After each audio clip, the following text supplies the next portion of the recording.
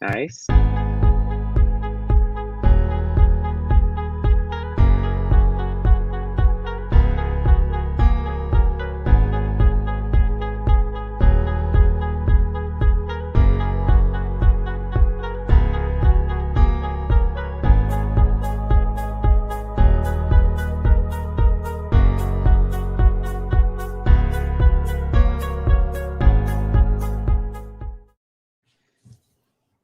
Jeff, Patty. happy Saturday. It's Yes. usually a happy Friday, but as you know, I got sick. All good. How are you feeling? I'm feeling 91% better. That's awesome. Yeah, yeah. Congratulations on your fast recovery. Thank you. The fever was gone a day when was that? Friday morning, and then the headaches, woo, they were until this morning. So had a nice walk, took my nice shot. No, well done.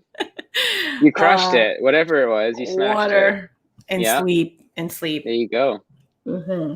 Took care of business. Yes, sir. Jeff, this is our very first live stream. And That's exciting. I'm excited. I'm excited because this is streaming both on the Youth Developer, which is our YouTube channel, and at Y Superstars. So I'm going to be handling all of it as I talk to you. So it's exciting. I have everything set in place because I know that the reason people are joining is to learn about your topic, right? And so I have your website up, and so I'm gonna pull that up, see if you could see that. We'll just test together. Let's do that. Right on. Are you able to see it? I can see it. Oh, That's my website. cool. Due for a Very refresh. cool. Soon. I actually was very drawn by that picture. It's a good photo. Mm-hmm. It was definitely in my premiere one.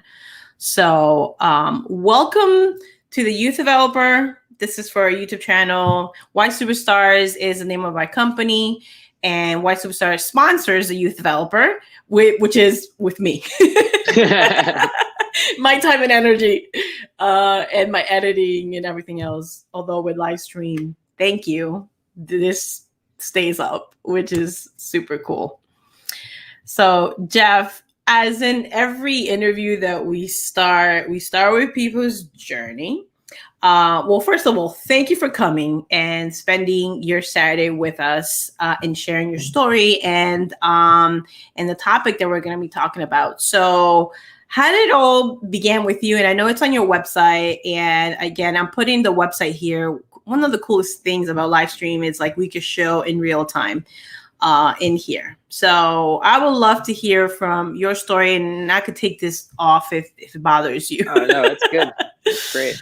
So yeah, let us know, because for everyone who has been watching our videos and knows about the Enlifted community, couldn't find my shirt. I wanted to wear it today. It's in my dresser right there. Oh, well. Jeff is also an Enlifted coach, and we love to talk and geek out about language. And Yes, you're level 3. So we've been on this journey. Wizard status. Ninja. Exactly. That's my word. That's my word. Good stuff. I like that. All right. So yeah, tell us, how did you get started? Whether that's in language, where we met with our dear friend Mark England, or in the topic of meditation and intention and journaling. So yeah. It has its roots in yoga and my journey finding connecting with yoga. And there we go. There you are. You're like, where's Patty? Too many movements. too much my face staring at me. So how does that begin? Well, it's really simply the whole journey. I mean, it really is the whole journey. And I can put a pin in a very certain place where I made a pivotal decision to pursue what I really wanted for the first time. And that starts with me being enrolled in a master's program in engineering in France. And Wow. I Mhm. was I was really good at school. I was great at, what I did because I worked hard, because I had a drive to do well. Now, the reason for that was externally motivated. And by the way, everything I share about my journey is in uh, reflection, deep reflection and understanding of myself and the process and the human being. Mhm. And a lot of what motivated me to be an engineer was around um, making my mother proud, living up to society's expectations of have this career, have this status, have this income, et cetera, et cetera. And I think it's a very relatable story. People can connect to it that Yeah. I got well into 5 years into work that was not really my truth or my passion, and it took me long, and thank God I figured it out when I did, because the last Yeah. 7 years, 8 years, 7 years or so, I've really started pursuing my passion. I had a big weight loss journey. So being Cool. very overweight all the way until the start of college, left home, which home contained a lot of the toxicity and the dynamics that lent me to using food as my drug, as my way of numbing out. Mm. That weight loss journey was incredibly transformational for me, on the outside. So on the physical side, and it catalyzed an inner transformation of what do I really want to do? And because I went through that journey, thank goodness, and I'm Mhm. really grateful for the people that surrounded me in Yeah. um, that moment, that period of my life. I fell in love with health and wellness. I fell in love with pursuit of fitness. I fell in love with being curious about nutrition, because those were things I was never curious about. I never had that spark igniting growing up. And to start to uncover different uh, modalities around health and fitness and wellness, and there's so many of them, ultimately finding what works for me and being curious and open and evolving are all part of that. And finally, I came to I guess it was the second or third time the thought popped into my head of I don't like doing this. I never really liked doing this, and that's in um, regards to the engineering work. And Mm. it was one day walking up a hill, going to the gym, going to go teach fitness class because that's what I had gotten into. Yeah. And I was like, wow, I never really liked any of this anyway. And like the campus is over there to my left, and I was like, that's an interesting thought. I'm going to put that one on the shelf. And then a year and a half later, another big pivotal thing that happened in my life was my mother passed away.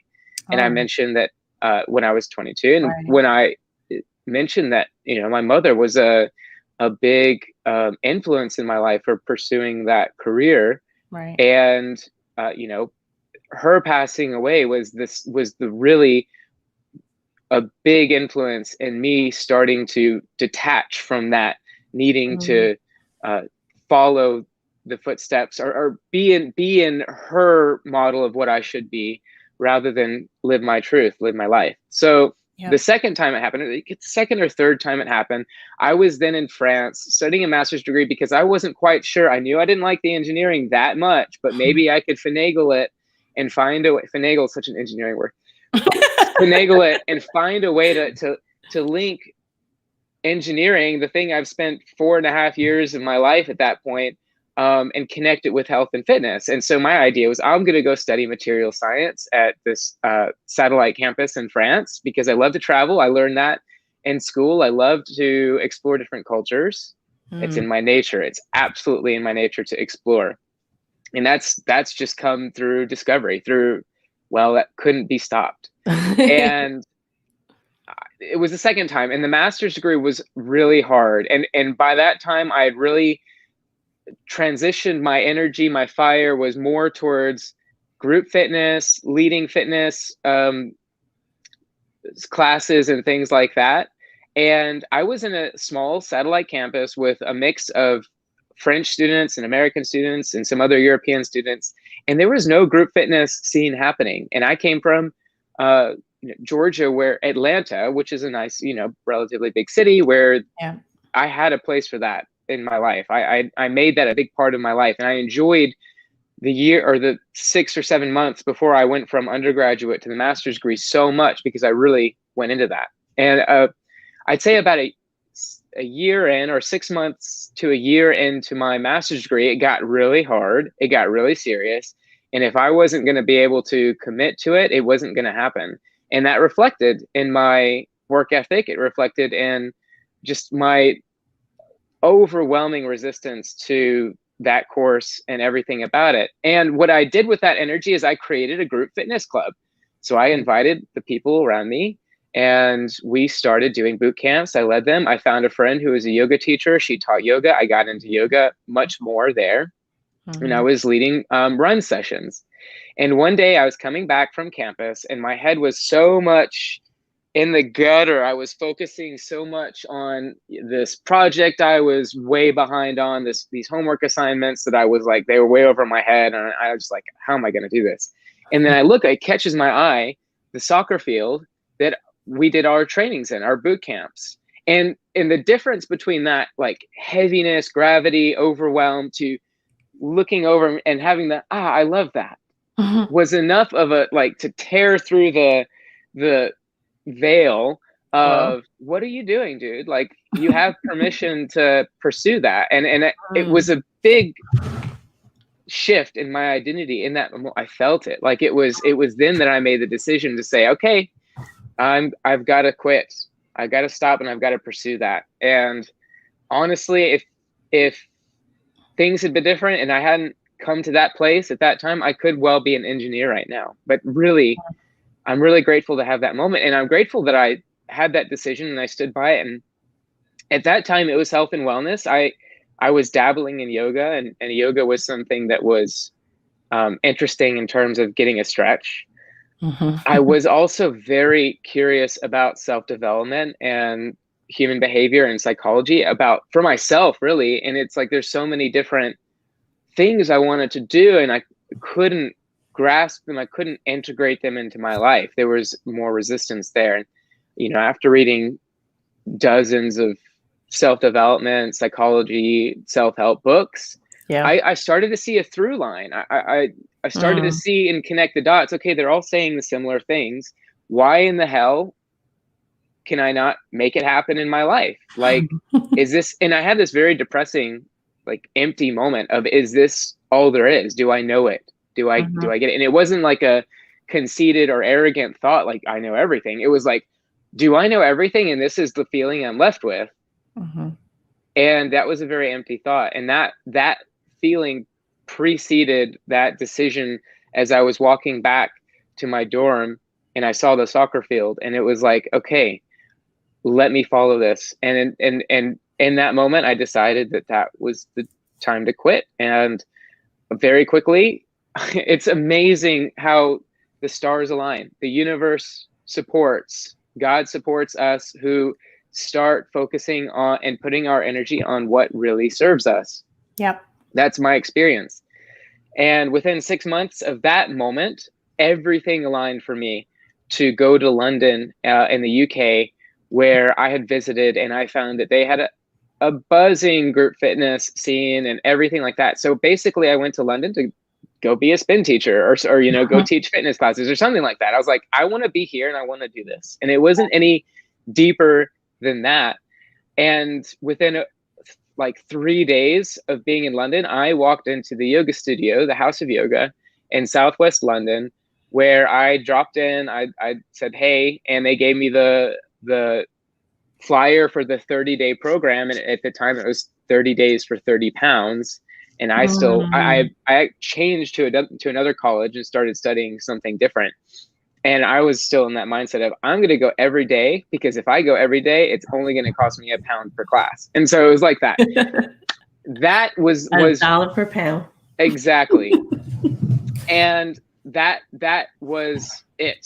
So I can put a pin in it from that moment where I made that decision, weight loss journey leading up to that moment where I decided, to winding up in London, walking into the studio, starting that 30-day program, that 30-day intro offer, basically, where I went and practiced yoga every day for 30 days. And it was an amazing community. And what I can say about any conscious practice that is embodied, meaning we're moving with it, and there's a level of self-development, self-inquiry, self-knowing about it, which yoga is. I refer to yoga now, years later, as OG self-development. Like yoga is thousands of years old.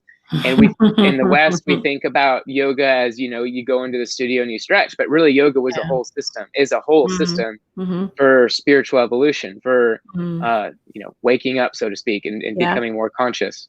Yeah. So yeah, I got the proper dosage of yoga to really see that there was something to it. And then what happened was a lot of my baggage, so to speak, or the things I was holding on me started to become present. I was becoming more present and no longer pushing that stuff down. And I saw yoga for the first time as this could help me. Like this could heal me, help me. Before then, if you asked me what healing was, I would have said you get a bruise and it goes away, you healed. Like I didn't consider much emotional healing, and that's telling of the background I came in and grew up in. But yeah, I found it, and it's that consistent practice of something like that allowed me over a nice period of time, a reasonable duration, in this case 30 days, and I kept practicing because I was hooked. That allowed me to get the download to really feel the impact of that practice. So anytime now when I'm teaching students, or because I now train yoga teachers, I teach yoga, I teach meditation, I do coaching, and whenever I'm connecting with somebody about making a real change in their life, I say, do this thing for this amount of time so that you get the download, you get the benefit of that thing, instead of, it's because I lived that life where I would dabble and try this, but I never connect. Like all those psychology books I read, they are full of great ideas. Yeah. And I didn't realize that I really, really, like, knowing it isn't enough. Intellectually understanding it isn't enough. It's living it. It's the journey. It's the process. All of those things ring true. And I just have so much compassion and love for anybody who's on that journey. And I know it's happening, it's unfolding in your time. And when it connects, it connects. And I can tell you that doing these practices for a good duration of time with consistency, things shift. There's a reason yoga's been around for thousands of years, because it has an intelligence to it. Meditation as well, and all the different lineages of self-development that are much, much older than our Western modern take on psychology, human behavior, etc. Which is great. Like, it's amazing that we can it's amazing we can bring those ancient Eastern practices together with the Western psyche approach and understand and go through that, like, learning. And at the same time, it still requires us to engage in life in a way that is, like, present. And now I say, okay, my intention in my life, my mission, my ambition is to be as connected with the present moment and living with intention as I possibly can in this life. Like, I do good at that, and I can do even better. I've seen thank God I've seen my progress, means that there's more progress to be had. And so my work now is something I really love to do. In fact, you see this energy. I train yoga teachers online for that very studio, for the House of Yoga in London. And it's been 5 years since I left London. And I left London because my visa expired. I didn't want to. Thank goodness I did, though, because it continued my journey in a beautiful way. I now teach online. I train yoga teachers, and I, for the first time in this group, was teaching the morning session for the London yogis, meaning I started my day today at 2:20 in the morning, and we started practice today at 3 a.m. And it's amazing, because it's I'll be honest, like the back end, the heavy lifting of the business side of making it happen, that does drain me. But being with students, doing what I love, I've been up for 14 hours now, and easy. Yeah. It's easy. Yeah. So I'm lit up with that passion. My goal is to inspire and empower others, That's a big part of the language work. Like Yeah. language has its place in yoga philosophy and understanding. Yeah. The more clear I can align my words with my intention, the more I'm likely to act in that direction, and the more I'm likely to bring forward that which I'm working towards into my life. So bring it to me, have it come to me, Yeah. and move toward it. So Yeah. yeah, Great. that's my journey, and that's pretty much that moment to right now, and the rest has been following it and growing and evolving and learning that I love to facilitate, learning that I love to teach, and love to work with people. So Yes, I see the love. I as I mentioned with you last week when we spoke, I joined your workshop that you did for someone's launch, and you see it, right? Because even as you're sharing right now, you're speaking to the person who's watching or who are going to watch the replay. So yeah, it's giving a message, and I love how you started talking about being curious. And as I'm listening, I'm not sure how the campus looks like, right? I think about my campus.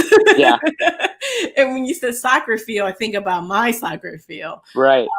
But one of the things that throughout in the two realizations, you are in both occasions walking. Yeah, I realized that too. Yeah, yeah. Walking is something else. It's great. Oh yeah, I mean, Mark has now been challenging the new groups to do 45-minute of solo walking without any devices. So I've done it twice when I heard about it, and it has been impactful. I do remember, as you're sharing your story, I do remember walking in campus.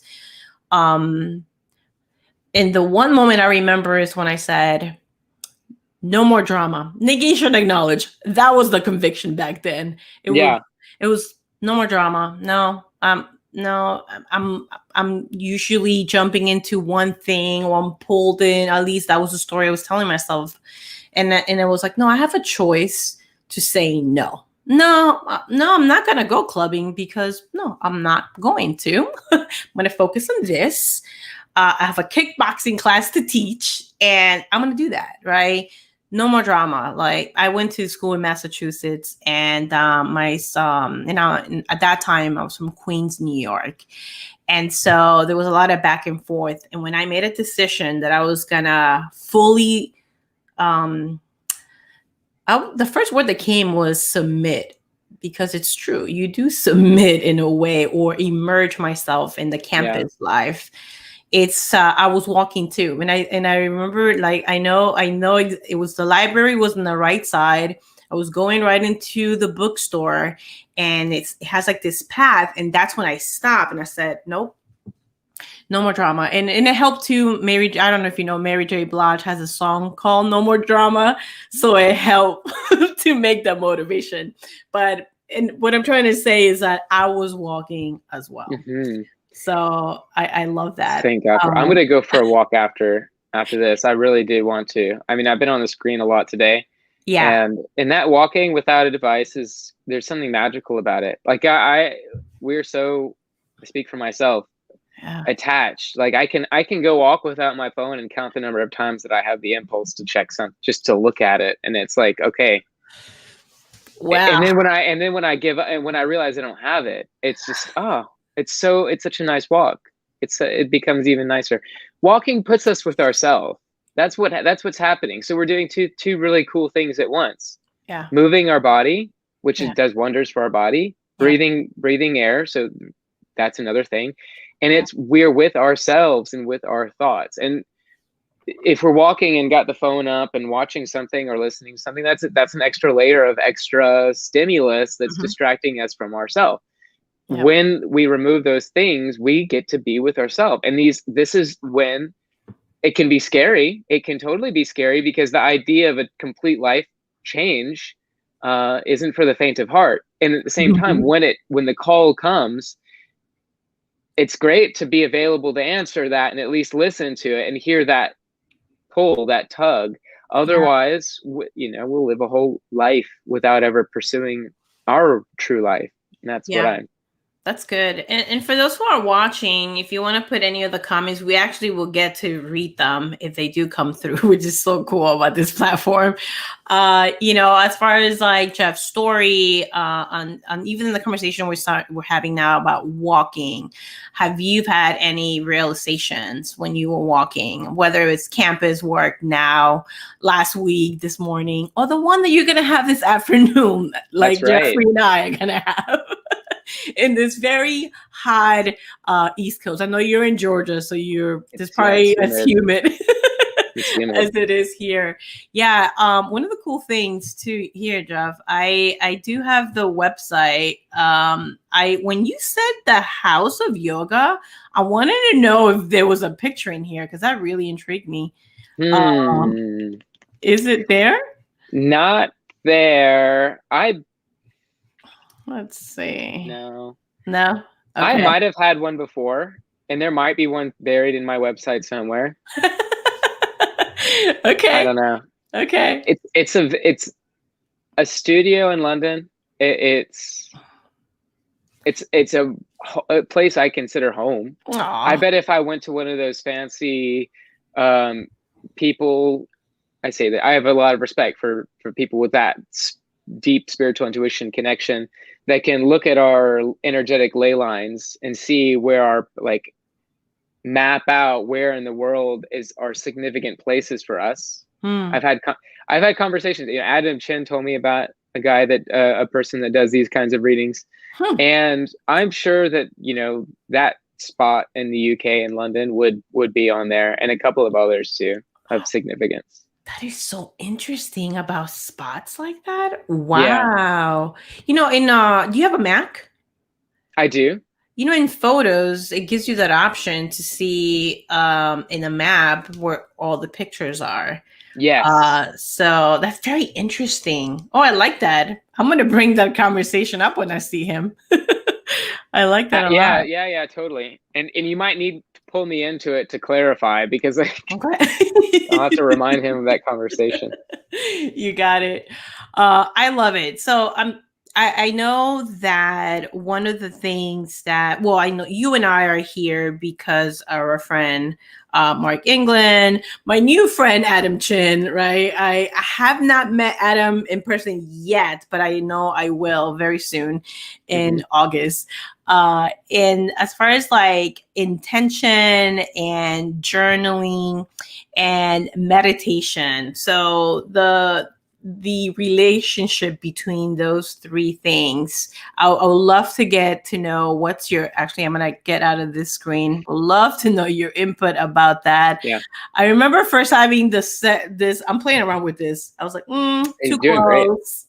This is nice. Better. Yeah. More space between us. Yeah.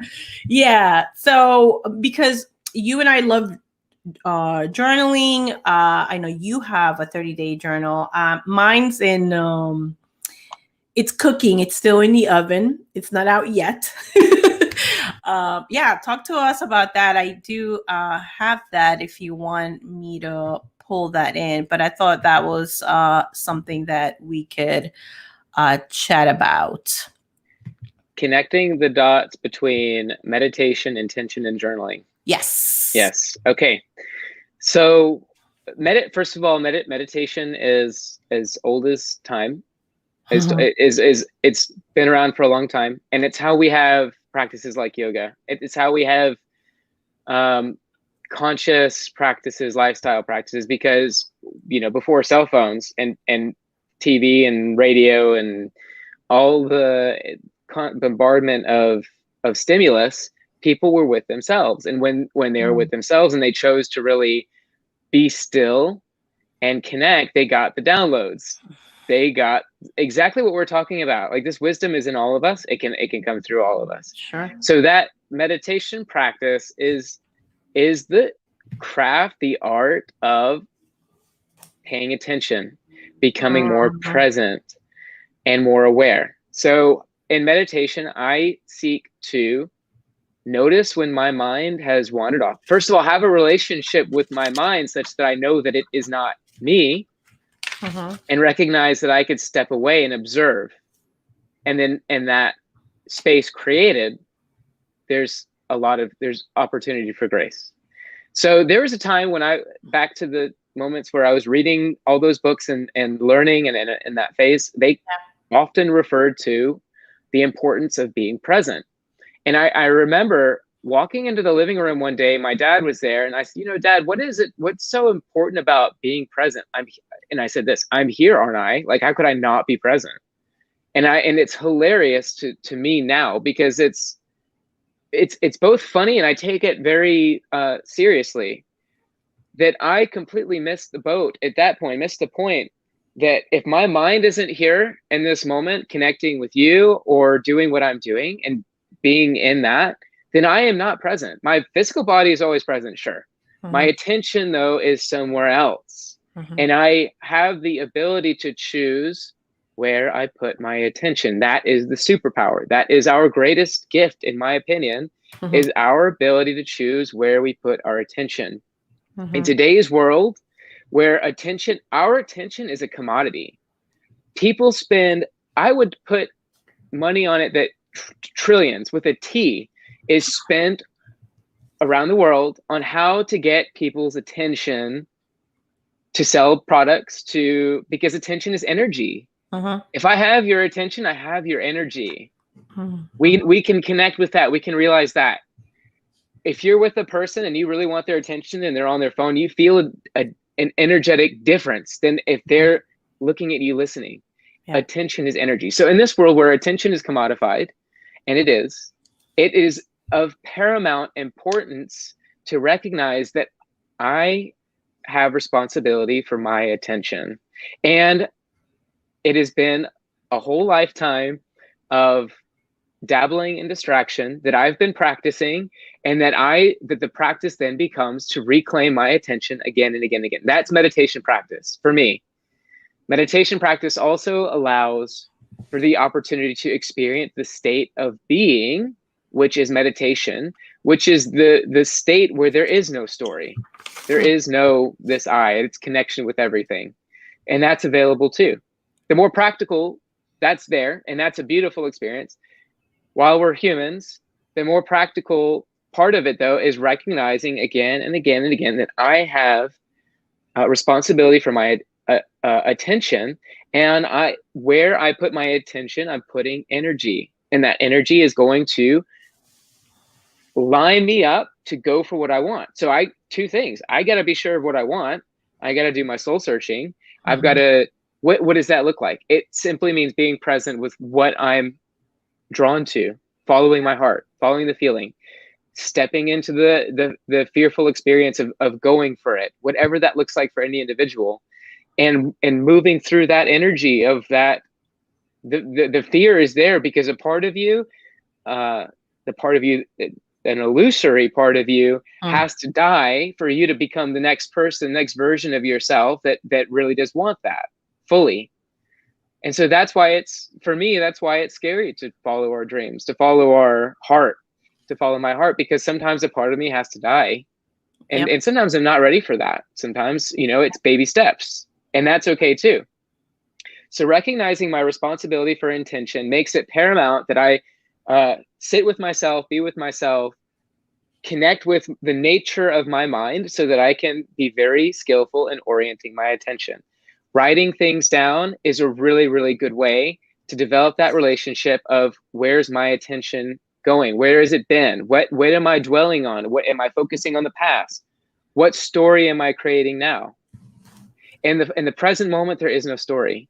So it just is. The reality as it is has no story. There's no it's all now, and all the stories that we have are just manufactured.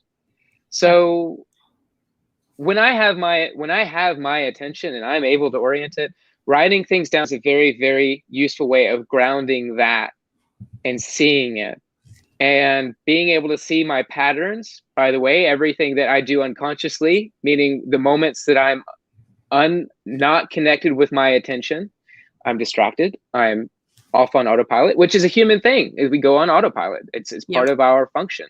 And in a lot of our programming, my programming was a bad autopilot or an autopilot that I didn't choose. And so the reprogramming process through meditation, through yoga, through self-inquiry, asking myself questions, having conversations, learning, embodying, studying, walking my path, all of that has guided me towards more what it is that I'm connected with is my truth, so that when I recognize what my patterns are, if they're not serving me, I can write them down and start to let go of that. And I can start to put my attention then on what I want to have happen.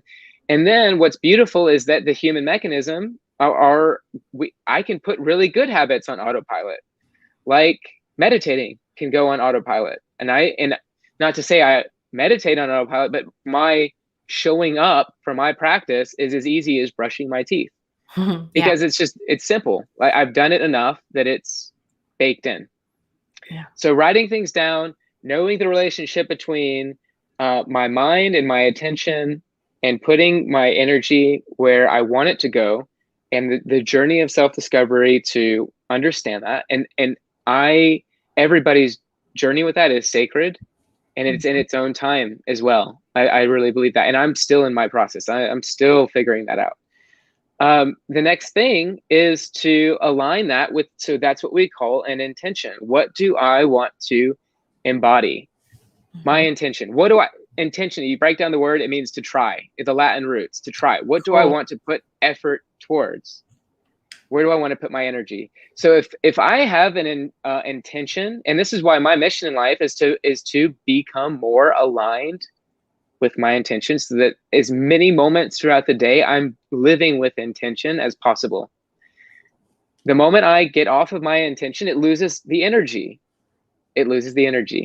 So writing things down is an incredible way to ground us and reaffirm what that intention is, so that I can keep bringing my attention back to my intention, so I can put my energy in that direction and I can go that place.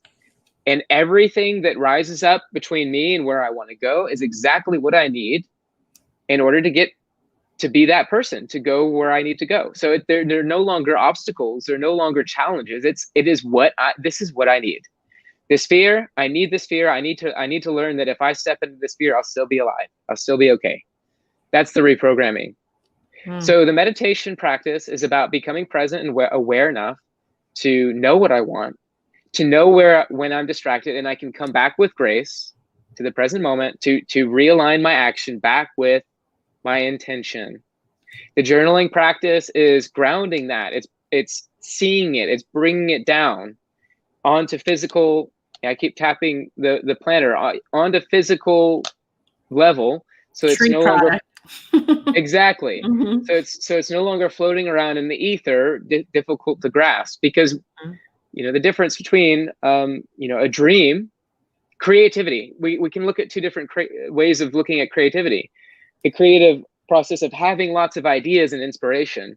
I know plenty of people, and I'm like this, where I have moments of tons of inspiration, ideas, and if I don't bring that down, it's creative, of course, but if I don't bring that down and get myself oriented to where I can get momentum and utilize creative flow, a different quality of creativity, a more material quality of creativity, of action, then it will never manifest, and it'll just be floating in the ether.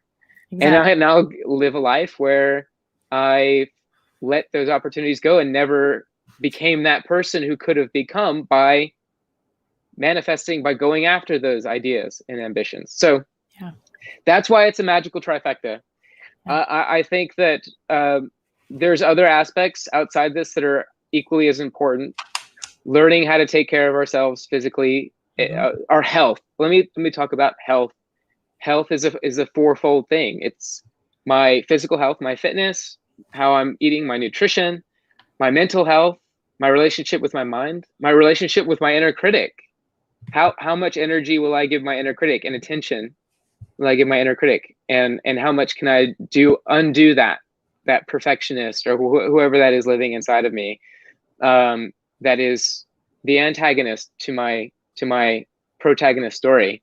And my spiritual health, like doing it for something bigger than me, contributing, And ultimately, like, that's where the juice is always worth the squeeze, is when we're going for something that is bigger than us. Like, if there is that little bit of fear there, and it is something that is a desire that is serving others, then for me, it's a must to go for it. And I say that with such conviction, and it's taken me years to slowly learn to walk in the path, steady, trusting that, there's ebbs and flows to inspiration, creativity, and energy, and to still keep plodding along if it's plodding, or running along if it's running. But either way, I have a good idea of where I'm going. I don't know what it looks like exactly, but I trust. Yeah. So that's the bigger than me part, health.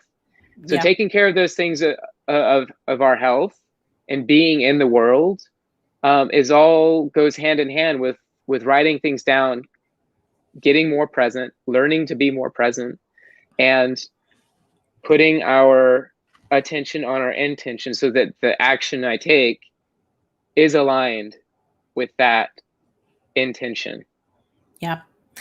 You were about a minute ago, we're talking about the difference between a dream. I thought about the difference between a dream and a goal. The difference is the goals are written down.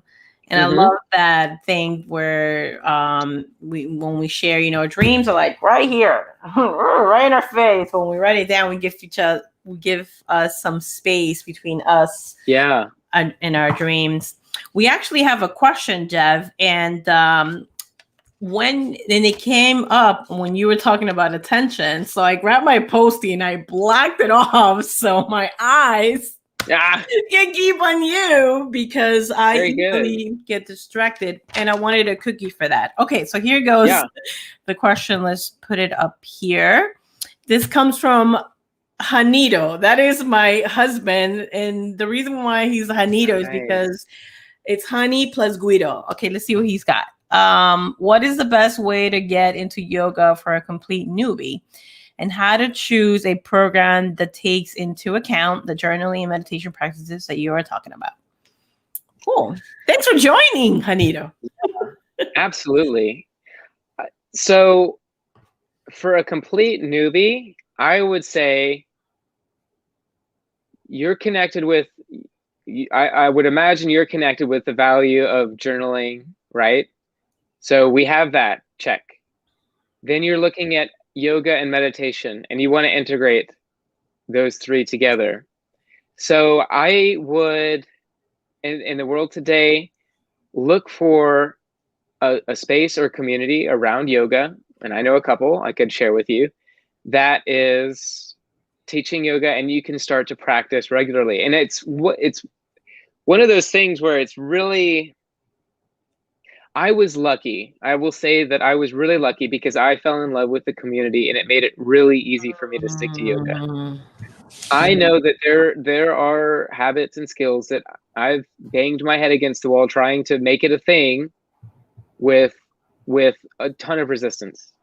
And yoga and meditation could be that thing that there's resistance. So finding a community is really special, because if there's a community aspect to it, it's more into that energetic, emotional drive, rather than I should practice yoga meditation. Right. So it's the pull factor rather than having to push it. And explore different styles of yoga. Be curious, see what works for you, and then get into it in a way that is, if you're able to build it into your life consistently. Like I talk a lot about in this book, I talk about building a morning practice where I give myself morning practice. For a lot of people is this thing that can be daunting. What's really important though isn't necessarily the things we put into that practice. It's creating the space of day that I show up to do something conscious, like intentional with that. Sure. So whether it's yoga, meditation, journaling, the hardest part of that is in reality, it's creating the space in our life for it. Yeah. Because talk about autopilot. It's like autopilot is engulfing so much space because we've through repetition, just started living our life a certain way. And so to go into the mind and get the mind plastic enough and malleable enough, again, to put in a new pattern, new habit. Like when things are fun and there's a great community, it's really easy because the mind opens up and we get that childlike quality where, you know, how children learn stuff so easily, they're sponges because different parts of their mind are on. And so when we connect with that community, and we fall in love with it, it's really easy to adopt new practices. It's like falling in love with a person. Wow. It's like, okay, yeah, 2 weeks later, we're in love. We're going to move in with each other. I'm going to abandon everything that had going on here. Whereas if you asked me to do that without that, all those neurochemicals dropped on me, it would have been impossible. I would have said, hell no. And I couldn't have done it. So it's the community aspect. It is really valuable because we're engaging that part of our brain that lights up with fun, enthusiasm, and it's a want to learn and to connect. So that's a huge thing to keep an eye out for as a newbie. And I would say like there is like nearly unlimited resources for yoga in the world right now. It can be overwhelming. So I would say, if I were telling myself as a newbie, be humble in my approach, get on YouTube, find some practices and get started and figure out what I like. Because yoga, like a yoga class, whether it's 15 minutes or 90 minutes, is going to feel great. It's going to feel really good. Yeah. And so that's part. It's also part of the chemical effect is yoga feels really good. So I want to keep coming to it. Yeah. Yeah. You know, it's a very good question. Yeah. Yes. Today, as I was in my recovery process, I love, you're so right about the community, loving the community. I love yoga with Adrian. Yeah. I've laughed, cry. I mean, it's, she's been great for being more gracious on me, on Patty. And so I did yoga for digestion. And the first thing she talks about is the 2 G's, gratitude and grace. And I'm crying as I'm doing this because that's exactly what I wanted to reshift my focus, because right before that, I'm telling myself, like, why do I keep getting bloated? What is wrong with me? It's like, I'm doing my belly story and I'm coming out really strong here. And what we mean by a belly story, it's our inner evil, or a person. Yes. And so mine is called Melinda. So Melinda's yelling. And so I'm saying these things. And I said, wow. So yeah. And because that's what I've been doing. I've been doing her 5-minute yoga for the past 4 years, every single day, wherever I am, whether I have a mat or a towel.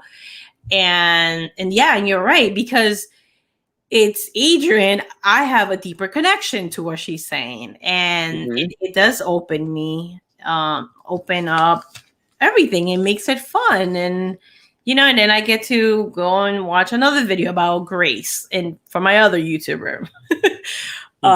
So yeah, that's really cool. And I love how you said space, because that is key.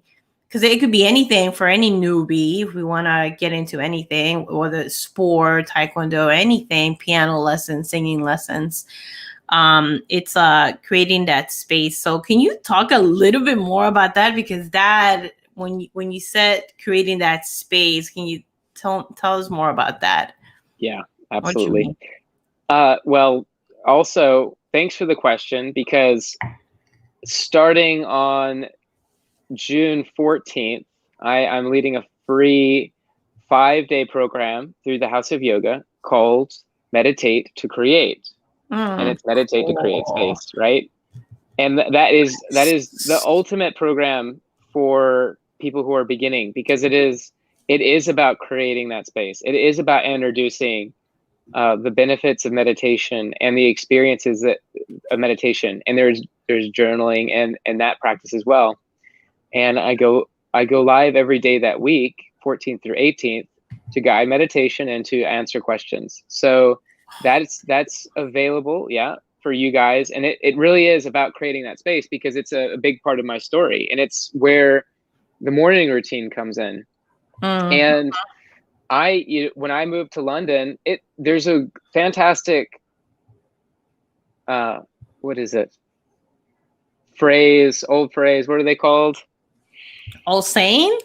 Yeah, old saying. Yeah, there's a word I want to pull out of the ether for it, and it'll come if it comes. Mm-hmm. Um, Wherever you are, there you go.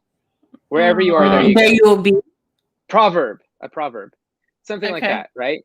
Okay. Yeah. Wherever I am, there I go. Mm-hmm. It's fascinating to me, and the language work has brought this closer to my heart many times over, how we can say things a million times, and then all of a sudden we get the experience of what those words really mean, and it's like, I get it. Okay, that carries a whole new weight, a whole new meaning to me. So when I moved to London, remember, in a sense, I was running away from a life that I hadn't chosen to live. So part of moving to London was running away, and part of it was running too. And so all those things that I was reading psychology books because I wanted to sort some shit out in me, Mm-hmm. and I wanted to Mm-hmm. figure things out. Mm-hmm. And so that doesn't mean that just because I started following my heart in a big way, that stuff just went out the door. I still Mm-hmm. carried that with me. And Yep. so it Yep. wasn't all Yep. um, you know, Gloryville and roses and sunshine. When I moved to London, I still kept struggles with me. And struggles around my relationship with food, struggles around my habits, and attachment to fitness and things like that. And so wherever I've learned, wherever I am, there, wherever I go, wherever you go, there you are, is very powerful. It's like, until we stop in our tracks and let that come up and work with it, which is, that's a lifetime of practice, figuring out how to be really masterful in that. Yep. It'll follow like a shadow. Like they call it shadow work for a reason. So anyway, all of that to say about creating space is, I got to London, I got into the amazing yoga community, and then all of a sudden there's all these things I want to bring into my life. I'm really enthusiastic about it, and I hit the wall. And I hit the wall of the repetitive patterns of what could look like this: binge eating at night, having the desire to go get up super early and go run 7 miles so I could burn off all those calories, and then I wouldn't have to bear the guilt of my overeating, my binge, and then also wrapped into that in a nice bow is some body image issues as well. So there you go. That's what I was working with, right? Yeah.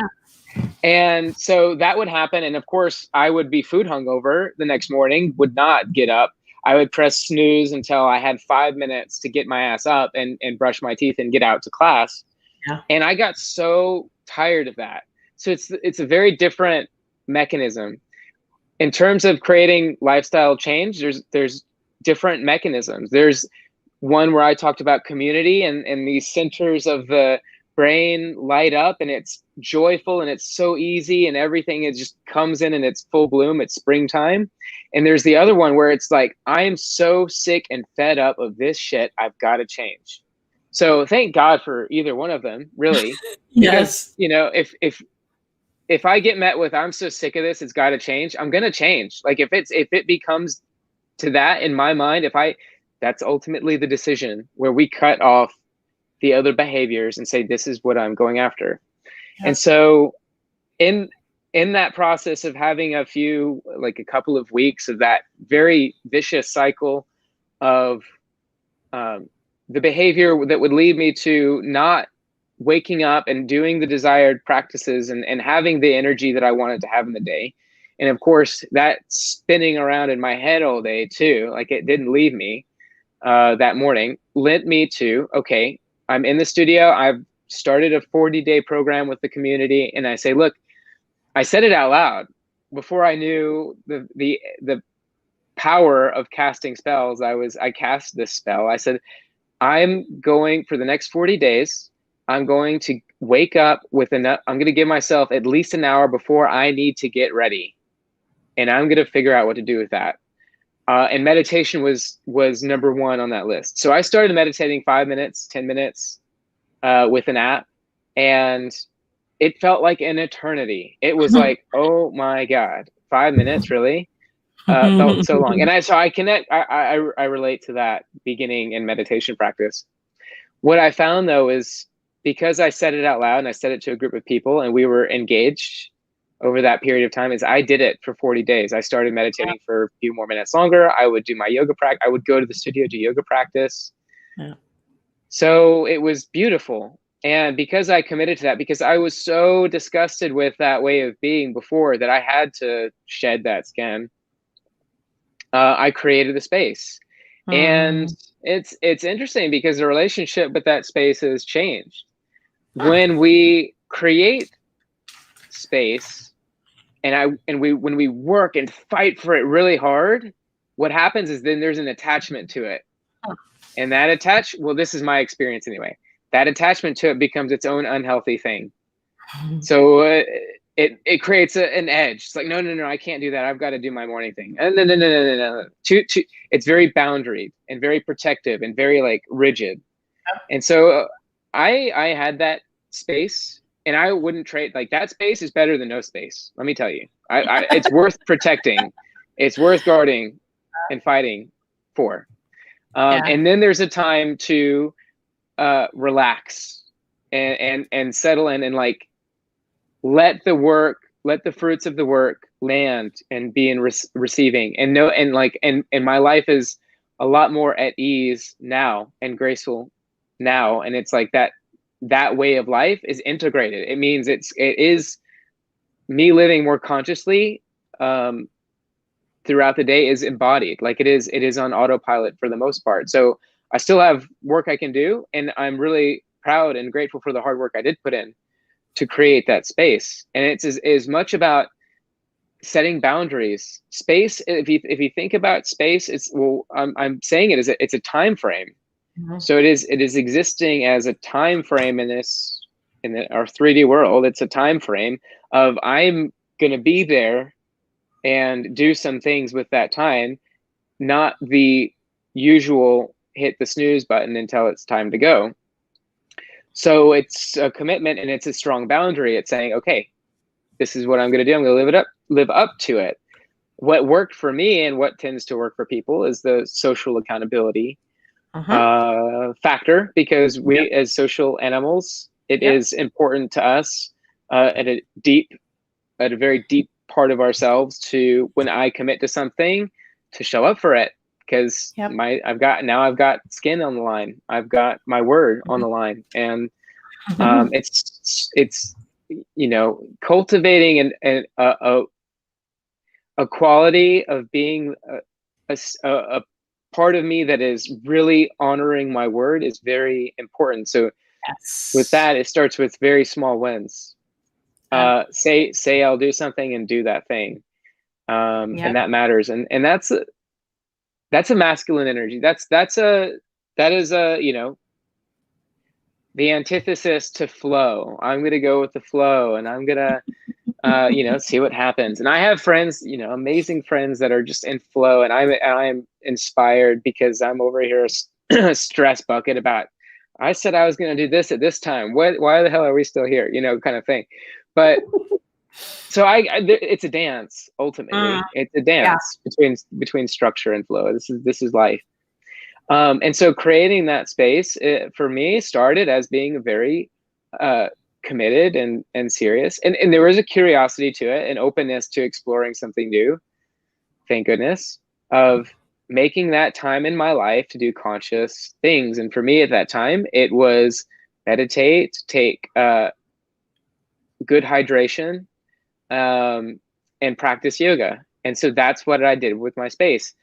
What we need to do in order to create that space is we need to inhabit it in a new way for enough time that it becomes a habit.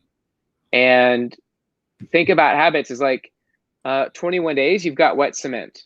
21 days, you can still put your name in there with the heart and then the girl you like at the time. Give it another couple of months and you've got good dry cement. You've got something solid to stand on. So really get our habits, our creating space in our life. It takes time because we're reprogramming. We are getting habituated to a new way of inhabiting our life. And it's like, what do we do with 24 hours a day? It's all habituated. Once I recognize that, it's like, okay, do I want to expend the energy necessary to make the change? If I'm going to be really gritty about it, it is going to be an energy thing. If I can find other ways that are more heart-centered or more opening and more love-oriented, that makes things easier. It does, because it becomes that quality of like, I just want to do it. I want to have fun. The addiction becomes real, and it's a healthy addiction. So there's a grin and bear it way of creating space. I've done that. There's also the new habits and new ways of living that have come into my life that have been very graceful and effortless, because that was just the quality of my approach to it was much more curious and childlike. So, but I've had success with both. Now, there's one that's an uphill battle for sure, and there's another one that is very beautiful. And I think it is also part of that balance of, do I want to make this happen because I can and I have a will, or this thing comes into my life and I love it and I want more of it and I make it a part of my life without much effort at all. Yeah, I could totally relate to the type A rigid, like this protecting. Totally. That's this is why yoga with Adrian has been, because she'll be like, bring a pillow if you have it, water if you have it, and okay, why we have not even got into the practice, and I'm breathing better, I'm feeling better, and I'm saying it's okay. I'm okay. It's okay. I'm okay. So I love that. I wanted to ask you again, June 15, you said the House of Yoga. I want to make sure 14. I put that. 14. June 14 is a Monday through 18 is a Friday. So it's a Monday through Friday. Okay. Meditate to create. And it's all around creating that. Like, that's the thing. That's the aim of that 5-day challenge. I call it a program or something like that. Okay. Is to say, all right, let's get you excited and wanting to practice meditation. And then I hit you with, let's do the 21-day program or the 30-day program or something like that, that then gives meditation the fair trial. When we meditate, it feels good. It's like, okay, that was nice. I get why I meditate. There's something fundamentally different that happens when we meditate consistently for 30, 60, 90 years. Something happens. There's a change in my relationship to me. And sorry, I didn't mean to put that. I'm still handling this. You got it. It's worth putting in that, finding the leverage in ourselves to make it happen, to get that different level of experience. I like that. Yes. And sorry, I know when you were speaking, when you said your journal, I was like, oh, I have that up. Yeah. Squirrel.